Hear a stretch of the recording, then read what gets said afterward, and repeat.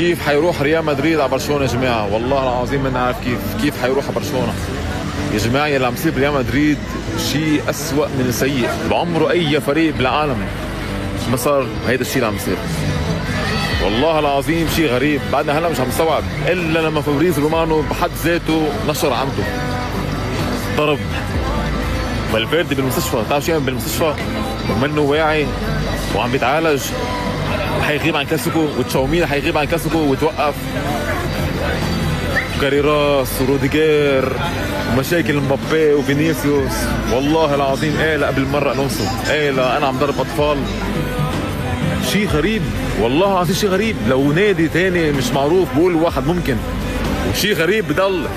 اما ريال مدريد يصير فيه كل هالمشاكل. هيدا مش عم بستوعب كيف حيروح على برشلونه، كيف حيلعب بالكامب نو، كيف حيروح لهونيك يواجه برشلونه بليله التتويج. والله العظيم ما بعرف، ما عارف شو بدي اقول لك. بس بهالحاله يروح ينسحب افضل اخي، يروح ينسحب. مصايب ريال مدريد، مش مصايب، كوارث قبل 48 ساعه، كوارث. Фотография твоя